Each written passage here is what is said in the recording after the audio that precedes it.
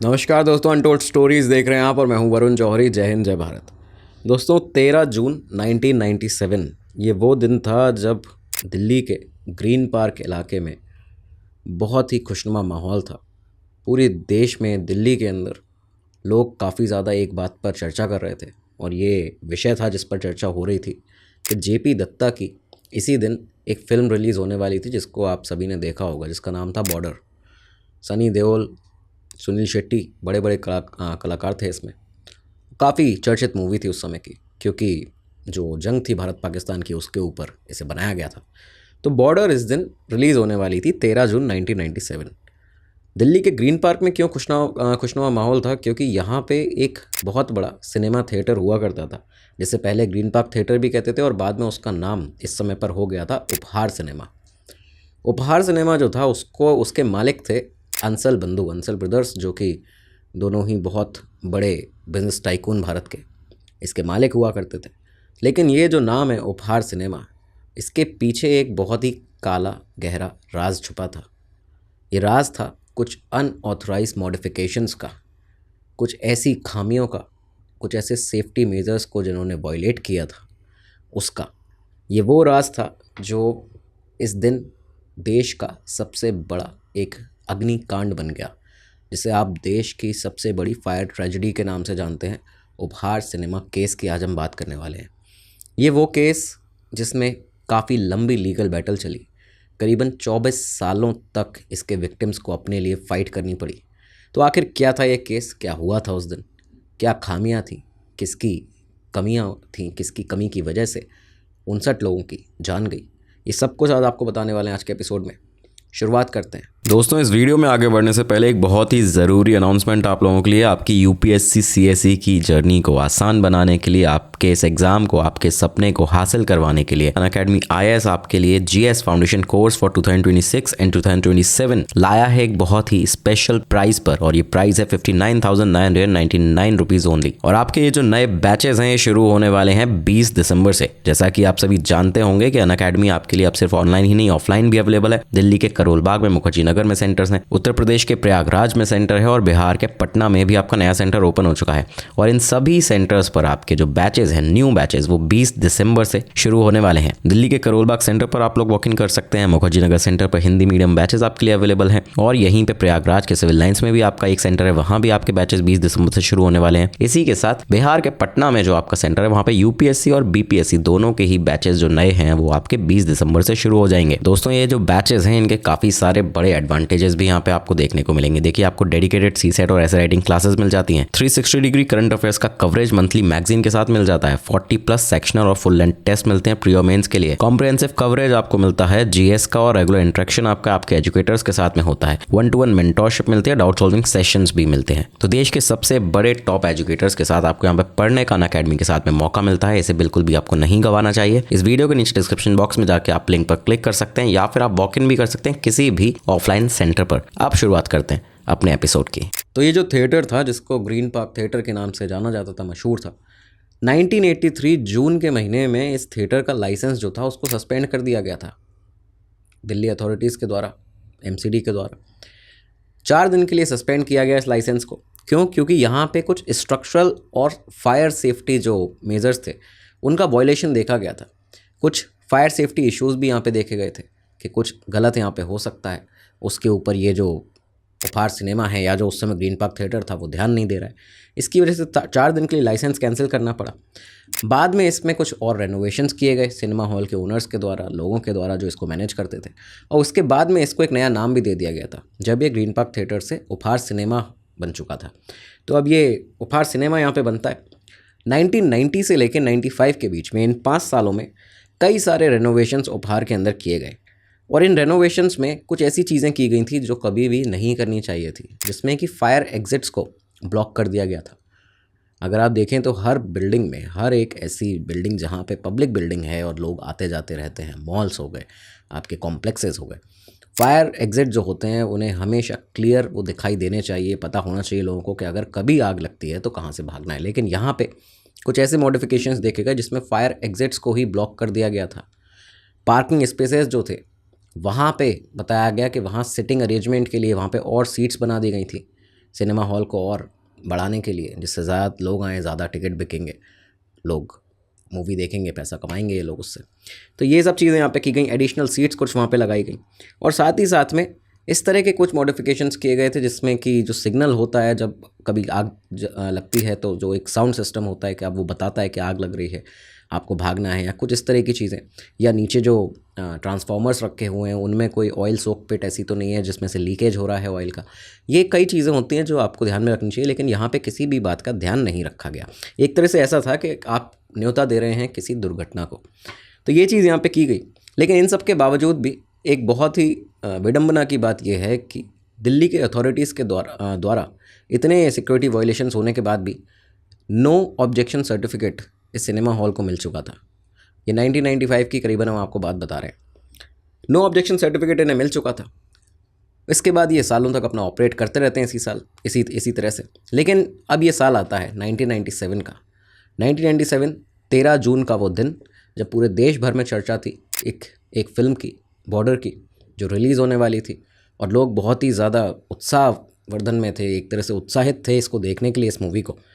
करीबन सुबह के 6:55 पर ये दिन जो था, आप देखिए कि उपहार सिनेमा के लिए बहुत बड़ा दिन होने वाला था, क्योंकि एक तो ग्रीन पार्क एरिया में, ऊपर से इतना बड़ा सिनेमा हॉल, काफ़ी सारे लोगों को यहाँ पे आना था इस दिन।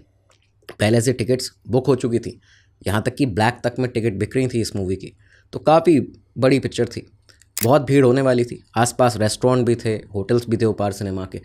एक पूरा एरिया ऐसा बन चुका था कि जहाँ पे एक खुद में आप इसको एक बड़ा शॉपिंग मॉल या एक कॉम्प्लेक्स कह सकते हैं, जहाँ पे आसपास में काफ़ी सारे लोग अपना रोज़गार भी चलाते थे, रेस्टोरेंट भी थे, और लोग यहाँ पे नॉर्मली भी आउटिंग के लिए आते थे। तो ये जो दिन था, इम्पॉर्टेंट डे था, लेकिन 6:55 पर सुबह अचानक नीचे जो पार्किंग एरिया में ग्राउंड फ्लोर पर उपहार सिनेमा के एक ट्रांसफार्मर रखा था, उसमें से स्पार्किंग होती है। और ये स्पार्किंग जैसे ही हुई, उसके बाद में ग्राउंड फ्लोर पर रखे उस ट्रांसफार्मर के आसपास थोड़ी सी आग जैसे ही लगना शुरू हुई, तो स्पार्किंग को देखते हुए उस आग को पहले बुझाया गया। उसके बाद में वो जो स्पार्क था, इलेक्ट्रीशियन को बुलाया गया 7 बजे के आसपास, और उसके बाद इसे सही कराया जाता है। इलेक्ट्रीशियन जानता था क्योंकि ये एक बहुत ही इंपॉर्टेंट दिन है इस सिनेमा हॉल के लिए, तो उसने जल्दी में अपना काम करके इसे पूरा सही किया, जो भी स्पार्किंग जिस भी वजह से हुई थी। लेकिन ये जो फिक्स किया गया था इस प्रॉब्लम को, इसमें एक बहुत ही इंपॉर्टेंट एस्पेक्ट जो था उसे निगलेक्ट कर दिया गया था। जैसे कि एक निगलेक्ट इसमें इस चीज़ को किया गया था, बहुत ही इंपॉर्टेंट एस्पेक्ट था सेफ्टी प्रोटोकॉल का, क्रूशियल था बहुत ज़्यादा, कि ऑयल सोक पिट जो थी उसको प्रॉपरली इंस्टॉल नहीं किया गया। यानी कि अगर तेल यहाँ से निकलेगा, अगर वो ऑयल निकलेगा, उसके बाद अगर आग लगती है तो वो फैलेगी, जायज़ बात है कि वो आग फैलेगी ऊपर। तो ये चीज़ थी जिसको यहाँ पर निगलेक्ट किया गया, और इसी के साथ में वापस से जो लोग थे, सिनेमा हॉल का मैनेजमेंट था, वो अपने उस दिन की तैयारियों में लग गया, क्योंकि लोगों की भीड़ यहाँ पे उमड़ने वाली थी। अब मैनेजमेंट भी तैयारियों में लगा हुआ है, लोग भी वो हैं जो आना शुरू हो चुके हैं, लोगों ने पहले से टिकट बुक करके रखी हुई थी। आसपास की जो दुकानें थीं, रेस्टोरेंट थे, उन पर भीड़ उमड़ने लगी दिन जैसे जैसे बढ़ता गया। इसी में दिल्ली के सत्यपाल सुदान जो थे, उनके परिवार के लोग आज मूवी देखने जाने वाले थे सिनेमा हॉल में, बॉर्डर देखने जाने वाले थे, जिसमें उनकी एक जो उनकी पोती थी, ग्रैंड डॉटर थी उनकी, 1 महीने की थी वो बच्ची, उसको लेके पूरा परिवार जो था वो यहाँ पे जाने वाला था। सत्यपाल सुदान यहाँ पे नहीं जाने वाले थे इस दिन, लेकिन बाकी पूरा परिवार जा रहा था। इसके अलावा आईआईटी दिल्ली के एक एम्प्लॉय, आईआईटी दिल्ली में काम करने वाले मोहनलाल, उनका आज 50वां जन्मदिन था इसी दिन पे, 13 जून 1997। और उन्होंने अपने इस जन्मदिन के मौके पर अपने जो उनके लड़के थे, उनके लड़का जो जिसका नाम विकास था, उसको भी अपने दोस्तों के साथ मूवी देखने के लिए यहाँ भेजा हुआ था। वो जाना चाहता था तो उसको बॉर्डर देखने के लिए भेजा। और नीलम कृष्णमूर्ति और शेखर कृष्णमूर्ति, इन दोनों ने भी अपने बच्चों को, जो इनके बच्चे थे उन्नति और उज्जवल, दोनों को ही बॉर्डर के लिए भेजा हुआ था इस मूवी को देखने के लिए। अब ये सभी लोग आए, ऑडिटोरियम जो था, बाकी भी भीड़ थी बहुत ज़्यादा, तो उससे पैक हो गया पूरी तरह से।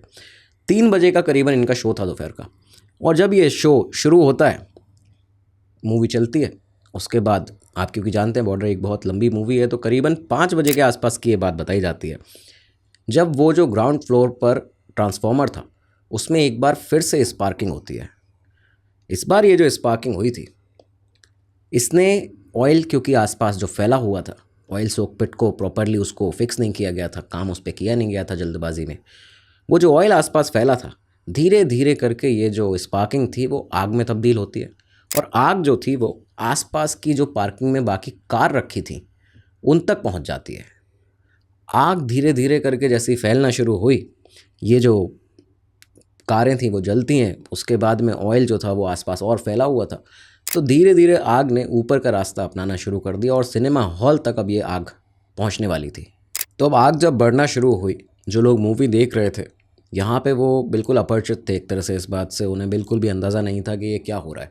लेकिन धीरे धीरे जो धुआं था वो नीचे से ऊपर आना शुरू हो चुका था, और धुएं की वजह से कुछ लोगों को खांसी भी आने लगी थी। इस बीच में पहले तो उन्होंने इसको नज़रअंदाज किया, क्योंकि उन्हें नहीं पता था कि कुछ इस तरह की चीज़ हो सकती है, कोई किसी को भी नहीं पता रहता है। लेकिन आसपास जो एग्ज़िट डोर्स थे, अगर आप उन्हें देखें तो वो भी यहाँ पे लॉक थे।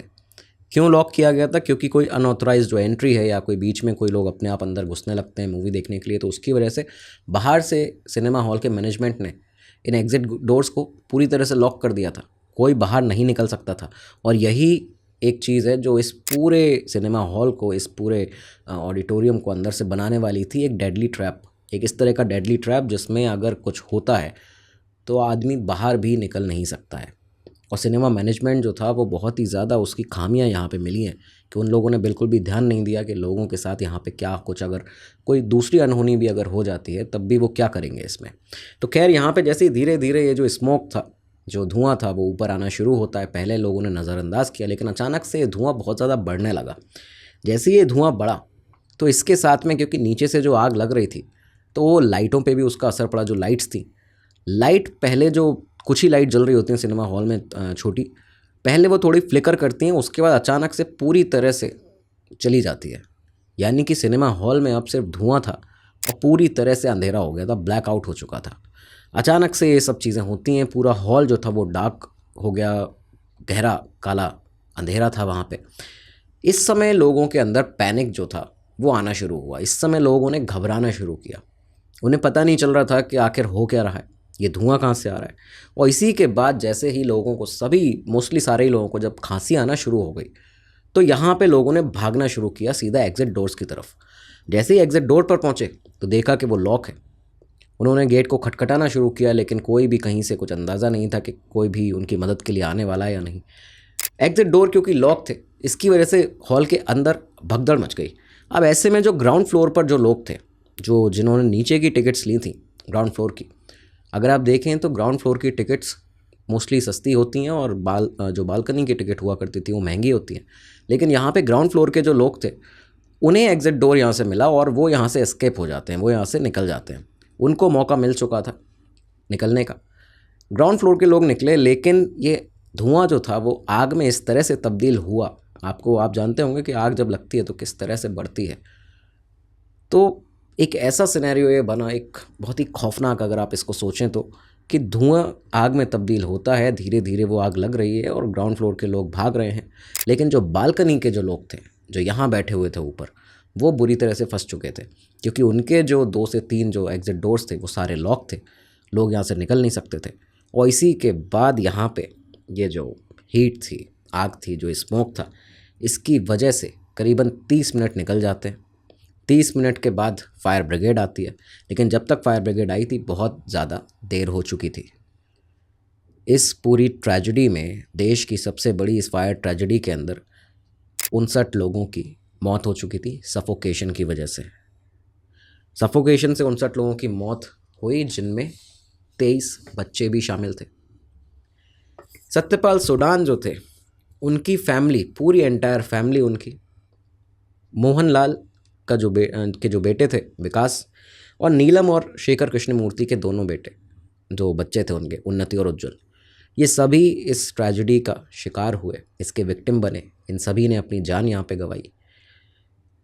फायर ब्रिगेड जो थी वो आगे बाद में आके उसने आग पर काबू पाया, लेकिन अब तक बहुत ज़्यादा देर हो चुकी थी। ये खबर जो थी वो पूरी दिल्ली में फैली ग्रीन पार्क से, और उसके बाद पूरे देश में फैली। और जो एक आउटरेज था, यानी कि गुस्सा था लोगों के अंदर, सैडनेस थी, दुख था, वो अपने चरम पर पहुंच चुका था। लोग ये सोच नहीं पा रहे थे कि आखिर ऐसा क्या मिसमैनेजमेंट हुआ कि 59 लोगों को एक फ़िल्म देखते हुए, जो किसी ने अपने बुरे सपने में भी नहीं सोचा होता, उन्हें अपनी जान गंवानी पड़ेगी। जिन लोगों ने अपने करीबियों को इस उपहार सिनेमा फायर ट्रेजेडी में खोया है, उनके दुख का अंदाज़ा आप शायद ही लगा पाएँ, लेकिन ये वो दिन था जो उनकी ज़िंदगी का सबसे खौफनाक दिन था। सत्यपाल सुदान जो थे, उनका ये पूरा दिन बीता, उन्हें पता था कि उनका परिवार जो है वो अब इस दुनिया में नहीं रहा है, एक फायर ट्रेजेडी का शिकार हो गया है।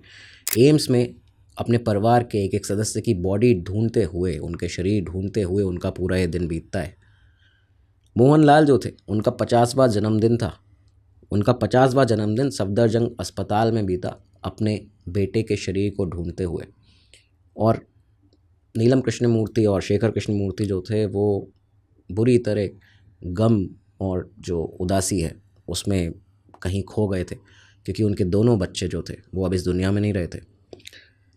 लेकिन इसके बाद नीलम और शेखर कृष्णमूर्ति ने एक ऐसा कदम उठाया जिसके बाद जो आरोपी थे, ना सिर्फ उन्हें सज़ा हुई, बल्कि देश के सामने एक मिसाल कायम हुई कि किसी भी पब्लिक प्लेस पर जहाँ पे लोगों का आना जाना है, जहाँ पे ऐसी बिल्डिंग्स हैं, वहाँ पे सेफ्टी मेजर्स के साथ में आप खिलवाड़ नहीं करेंगे। नीलम और शेखर कृष्णमूर्ति ने क्या किया था कि अब क्योंकि वो अपने बच्चों को खो चुके थे यहाँ पे, उन्होंने डिसाइड किया कि हम इंसाफ के लिए लड़ेंगे। इसके लिए उन्हें मिलना था एक एडवोकेट से, एक सीनियर एडवोकेट से उनकी मुलाकात होती है जिनका नाम था KTS तुलसी। KTS तुलसी के साथ में एक लंबे डिस्कशन के बाद, मीटिंग के बाद, KTS तुलसी जो एडवोकेट थे, लॉयर थे सीनियर, उन्होंने बताया कि आप एक ऑर्गेनाइजेशन फॉर्म करिए, एक ऐसी ऑर्गेनाइजेशन जिसमें कि जितने भी विक्टिम के परिवार हैं उपहार सिनेमा केस के, वो सभी इसमें शामिल हों और उसके साथ में ये सभी जस्टिस के लिए लड़ेंगे। इसी के साथ 30 जून 1997 का वो दिन था जब करीबन 17 दिन के बाद में ये जो जब KTS तुलसी से मिले हैं नीलम और शेखर कृष्णमूर्ति, उसके 17 दिन के बाद में 30 जून 1997 को एसोसिएशन ऑफ विक्टिम्स ऑफ उपहार ट्रेजेडी, AVUT, इसे बना दिया जाता है। अब ये एक ऐसी संस्था होने वाली थी कि जिसने एंड तक लड़ाई की है अपना इंसाफ पाने के लिए। शुरुआत में 9 परिवार इसके साथ में जुड़े थे, लेकिन धीरे धीरे जो लोग थे जिन्हें पता चलता गया कि एक ऐसी ऑर्गेनाइजेशन बनी है, एक ऐसी एसोसिएशन बनी है और हमें भी अपने लोगों का बदला लेना है, हमें भी एक तरह से जस्टिस तो चाहिए, इंसाफ हर किसी को चाहिए, सबसे ज़्यादा नीडेड, सबसे नेसेसरी चीज़ है इंसाफ मिलना किसी को भी। तो पहले जो 9 फैमिलीज़ थी वो बाद में आगे जाके 28 फैमिलीज़ में तब्दील हो गई। 28 फैमिलीज़ अलग अलग जो थी उनके साथ जुड़ चुकी थी AVUT के साथ में। इनिशियल इन्वेस्टिगेशन जो थी वो दिल्ली पुलिस क्राइम ब्रांच कर रही थी इस पूरे उपहार सिनेमा ट्रेजेडी के अंदर, लेकिन इसके बाद इसको ट्रांसफ़र किया जाता है CBI को। और CBI को जब ये इन्वेस्टिगेशन पहुंची, इसके बाद मुंबई से CBI ने सबसे पहले जो सिनेमा हॉल के ओनर्स थे, यानी कि जो दोनों जो अंसल बंधु थे, अंसल ब्रदर्स, इन दोनों को ही यहाँ से पहले अपनी हिरासत में लिया। इसके बाद में लीगल बैटल जो थी उसकी शुरुआत हुई। अंसल बंधुओं की तरफ से भी जो लॉयर्स थे उन्होंने कोर्ट में अपीलें करना शुरू की और जो AVUT था उन्होंने भी कोर्ट का रास्ता देखा अपने न्याय के लिए। अब यहाँ से आप देखिए कि एक ऐसे लीगल बैटल की शुरुआत होती है जो कि ये 1997 चल रहा है, लेकिन कैसे ये 1997 के बाद से 24 साल करीबन निकल जाते हैं। ये एक देश के एक न्यायपालिका को भी यहाँ पे दिखाता है, एक तरह से सिस्टम को दिखाता है कि जुडिशरी में काम बहुत ज़्यादा लेट हो रहा है और बहुत ज़्यादा डिले चल रहा है। नवंबर 1997 CBI ने अपनी इनिशियल चार्जशीट जो थी वो फाइल की, सामने रखी कोर्ट के। 16 अक्यूज़ थे उसमें, जिसमें अंसल बंधु भी थे। केस को इसके बाद जो केस था वो कोर्ट की तरफ मूव तो कर ही चुका था। 10 मार्च 1999 को 2 साल यानी कि निकल गए केस को आगे बढ़ने में, उस चार्जशीट को पूरी तरह से देखने में, उसके बाद लोगों को बुलाने में कोर्ट तक, ये सारी चीज़ें होती हैं। अब सेशन कोर्ट में ये केस यहाँ से स्टार्ट होता है आगे। ट्रायल जो जज थे इसमें जज LD मलिक साहब थे। 3 साल इसके बाद निकल जाते हैं, जुलाई 2000 आ जाता है। जुलाई 2000 में दिल्ली हाई कोर्ट ने यहाँ से एक आदेश दिया ट्रायल कोर्ट को कि आप चार्जेस को फ्रेम करिए, यानी कि ये जो चीज़ें थीं ये 1 साल के अंदर भी हो सकती थी, लेकिन क्योंकि न्यायपालिका की भी इसमें गलती नहीं है, क्योंकि केसेस कई सारे हैं और सुनवाइयाँ जो है एक दिन में काफ़ी सारे अलग अलग केसेस की होती हैं और पुराने पिछले कई सारे केस हैं जिसकी वजह से प्रेजेंट केस आगे बढ़ जाते हैं और इनमें दिक्कत आती है। लेकिन ये एक ऐसी चीज़ है जिससे हमारे देश को सही करना चाहिए और सरकार को इसके ऊपर एक कुछ अलग काम करना चाहिए, कुछ ऐसे रेगुलेशंस लाने चाहिए। तो खैर यहाँ पे साल 2000 आ जाता है। दिल्ली हाई कोर्ट ने डायरेक्ट किया ट्रायल कोर्ट को कि आप चार्जेस को फ्रेम करिए। 27 फरवरी 2001 अगला साल। अगले साल जो चार्जेस थे पूरी तरह से फ्रेम होते हैं। आईपीसी के तहत यहाँ पे चार्जेस लगाए गए, जिसमें कल्पेबल होमिसाइड का भी चार्ज लगा था, जिसमें कॉजिंग डेथ बाय नेग्लिजेंस का भी चार्ज यहाँ पे लगाया गया था। इसके बाद अब ये जो लीगल प्रोसीडिंग थी ये जैसे ही बढ़ रही थी धीरे धीरे, लेकिन अचानक से एक शॉक लगता है पूरे इस केस में। एक इस तरह का सामने एक बड़ी साजिश आई थी। एक तरह से उसको आप साजिश इसलिए कहेंगे क्योंकि ये पूरी इंटेंशनली कराया गया था। एक ऐसा चीज़ होती है सामने कि जुलाई 2002 में ये पता चला कि एविडेंसेस जो थे 1997 के उपहार सिनेमा ट्रेजेडी केस के, इनके एविडेंसेस के साथ छेड़छाड़ की गई थी। कुछ इस तरह की छेड़छाड़ यहाँ पे सामने आई कि कुछ क्रूशियल डॉक्यूमेंट्स थे जिनको टेम्पर किया गया, जिसमें फायर सर्विस के जो रिकॉर्ड्स थे वो शामिल थे, जिसमें पुलिस के जो इनिशियल इन्वेस्टिगेशन के जो मेमोज थे, जिसमें लोगों के स्टेटमेंट लिखे जाते हैं, कई क्रूशियल जानकारी, इंपॉर्टेंट जानकारियाँ लिखी जाती हैं, उनके साथ छेड़छाड़ की गई थी। उनमें से पन्ने गायब थे, एक डायरी गायब थी। तो इस तरह की चीज़ यहाँ पे सामने आई। जब इस पर इन्वेस्टिगेशन की गई और डिपार्टमेंटल इंक्वायरी कोर्ट के अंदर हुई, यानी कि किसी कोर्ट के ही सदस्य ने, अदालत के ही सदस्य ने ऐसा कुछ किया था। डिपार्टमेंटल इंक्वायरी जब इनिशिएट की गई तो एक स्टाफ था, फॉर्मर कोर्ट का ही एक स्टाफ था, जिसमें एक दिनेश चंद शर्मा नाम का शख्स था। उसे पकड़ा जाता है, उसे बाद में सस्पेंड किया जाता है और बाद में टर्मिनेट कर दिया गया, क्योंकि उसका रोल जो था वो सामने आया था इन एविडेंसेस को टेम्पर करने में। तो आप देखिए कि ये कितनी बड़ी एक साइकिल होगी, जिसे किसके द्वारा शुरू किया होगा बचाने के लिए, उसके बाद में ये पहुंचा यहाँ तक कोर्ट तक, और कोर्ट से उसने एविडेंस को टेम्पर किया। कुछ ऐसे एविडेंसेस भी होंगे जहाँ पे सिद्ध हो सकता होगा कि गलती किसकी है, कौन आरोपी है। लेकिन ये सब चीज़ें जो हुई, तो यहाँ पे ये जो टेम्परिंग थी इसको भी खैर पकड़ लिया गया। इसमें एवीयूटी ने अब भी हार नहीं मानी, इस एसोसिएशन ने, नीलम और शेखर कृष्णमूर्ति ने, क्योंकि उन्हें न्याय चाहिए था और उसके बाद उन्होंने बिल्कुल बिना थके लड़ाई की है इसके लिए। 27 जनवरी 2003 आ जाता है। कोर्ट ने एक दफ़ा ये भी हुआ इसमें कि अंसल बंधु जो थे, उन्होंने ये जो उपहार सिनेमा था इसको, क्योंकि उन्होंने सोचा कि अभी 6 साल निकल चुके हैं केस को, उपहार सिनेमा अभी तक बंद पड़ा हुआ है, तो दोबारा से इसको शुरू किया जाए। इसके लिए उन्होंने कोर्ट में अपील की थी। लेकिन ये 27 जनवरी 2003 वो तारीख थी जब कोर्ट ने इस अपील को, उनकी पिटीशन जो थी एक तरह से, उसको रिजेक्ट कर दिया था। उन्होंने कहा कोर्ट ने कि ये अभी एविडेंस है, बहुत ही क्रूशियल एविडेंस अकेला ये बचा है, अगर इसको दोबारा शुरू कर देंगे तो जो एविडेंसेस बाद में आगे इसको केस में ज़रूरत पड़ेगी तो वो भी ख़त्म हो जाएंगे। इसे ख़त्म किया जाता है, उनकी पिटीशन को रिजेक्ट कर दिया गया। 3 महीने के बाद अप्रैल 2003 में जो हाई कोर्ट थी उसने ऑर्डर दिया अंसल ब्रदर्स को कि आप 18 करोड़ का जो कंपनसेशन है वो विक्टिम्स की फैमिलीज़ को दीजिए, क्योंकि अब यहाँ से आप देखिए कि धीरे धीरे इसमें जो निर्णय थे, जो जजमेंट थे वो आने शुरू हो चुके थे। 18 करोड़ का कंपनसेशन देने के लिए कहा। लीगल बैटल जो थी वो लगातार चले ही जा रही थी, इसका कोई इस तरह का निष्कर्ष सामने दिख नहीं रहा था कि एक फुल स्टॉप लगेगा, कभी अपने अंत तक पहुँचेगी या जो सज़ा होनी है दोषी को वो सज़ा होगी।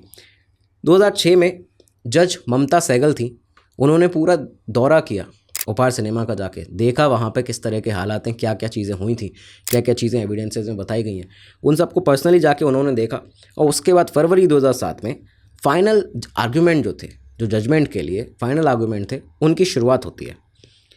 21 अगस्त 2007 का वो दिन था जब एवीयूटी ने अपनी जो पिटीशन थी उसको दिल्ली हाई कोर्ट में एक बार दायर किया स्पीडी रिजोल्यूशन के लिए, कि अब करीबन आप देखिए कि ये 2007 आ चुका है, 10 साल गुजर गए थे। जब 10 साल पूरे हो गए इस केस को और कोई न्याय नहीं मिला, तो एवीयूटी ने एक बार फिर से अपनी पिटीशन दिल्ली हाई कोर्ट में डाली कि आप इसको तेज़ी से, रफ्तार से इसका सॉल्यूशन निकालिए, 10 साल निकल चुके हैं। और आप सभी जानते हैं कि ऐसे में कई बार ऐसा हमने देखा है कि जो एक ऑर्गेनाइजेशन बनती है, शुरुआती जो उसके लोग होते हैं, जो उसके लीगल बैटल में साथ जुड़े होते हैं, लीगल बैटल इस तरह से धीरे चलती है कि वो जो लोग उस ऑर्गेनाइजेशन के साथ होते हैं, कई बार उनकी भी मृत्यु हो जाती है उस बीच में। कोई दोषी ऐसे होते हैं उनकी मृत्यु हो जाती है इस बीच में, उन्हें सज़ा ही नहीं मिल पाती है। कई बार ये अलग अलग केसेस में देखने को मिलता है। तो खैर यहाँ पे फाइनली जब ये स्पीडी रिजोल्यूशन के लिए पिटीशन डाली गई, 20 नवंबर 2007 को कोर्ट ने अंसल बंधुओं को और उनके साथ 12 और लोगों को गिल्टी करार दिया।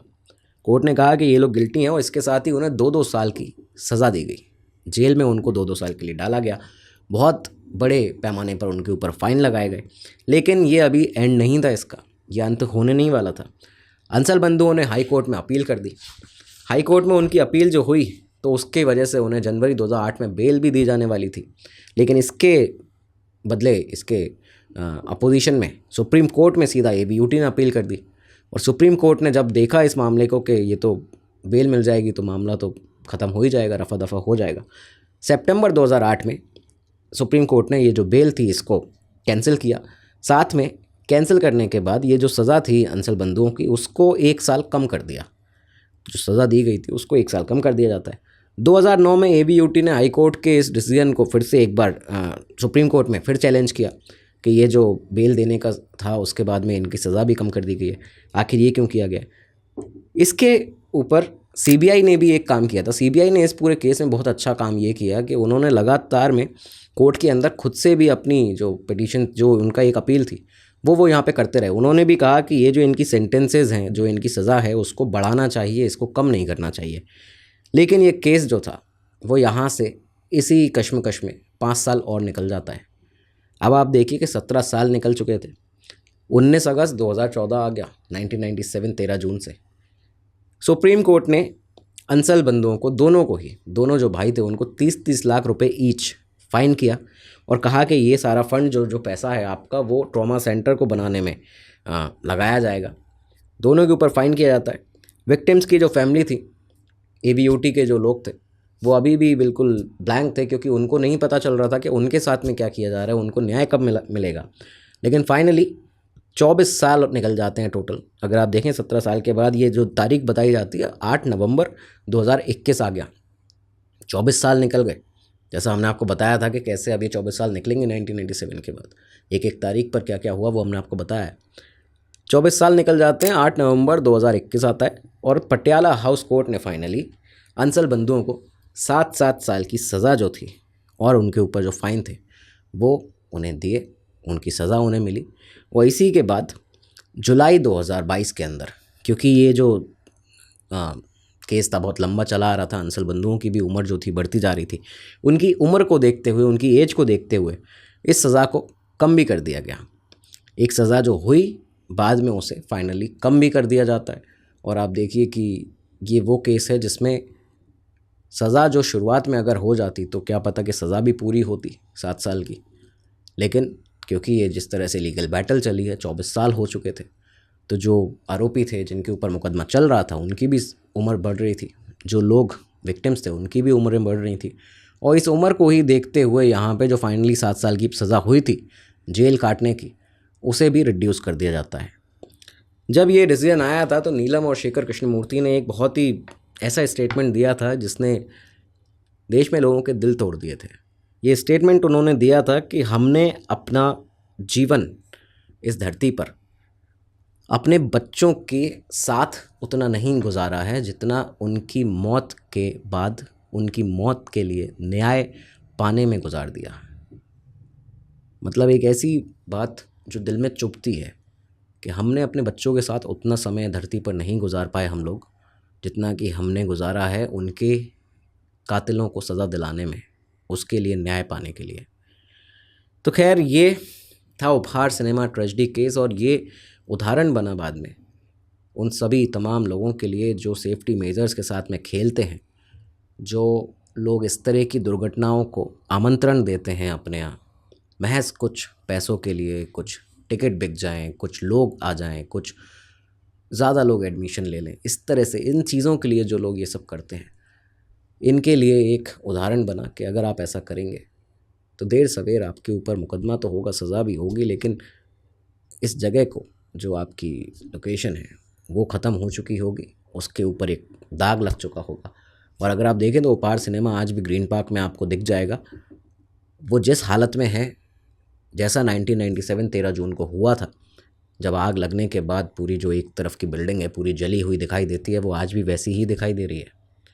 उसमें कोई रेनोवेशन या कुछ उसको बदलाव उसमें नहीं किया गया है और वैसा एज इट इज़ उस बिल्डिंग को छोड़ा गया है।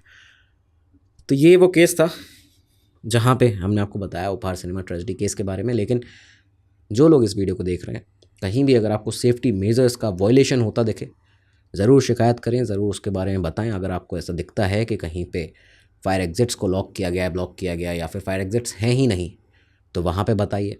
कहीं आपको दिखे कि सेफ्टी अलार्म जो हैं वो ठीक से काम नहीं कर रहे हैं, वहाँ पे बताइए। आपको अगर दिखता है कि किसी सेफ्टी प्रोटोकॉल का वायलेशन हो रहा है, तो वहाँ पे अथॉरिटीज़ को बताइए, क्योंकि ये एक भारत के नागरिक होने के तौर पर भी आपकी ज़िम्मेदारी बनती है। तो ये था आज का एपिसोड। हमारा उद्देश्य यही था आपको बताने का इस एपिसोड से, जिससे कि आप ये समझें कि कभी कभी लापरवाही कितना बड़ा एक हादसा बन जाती है, कितनी बड़ी ट्रेजेडी में तब्दील हो जाती है। तो दोस्तों, ये आपका आज का एपिसोड था और भी ऐसे एपिसोड आपके लेकर आते रहेंगे। तब तक के लिए दीजिए इजाज़त। नमस्कार, धन्यवाद, जय हिंद, जय भारत।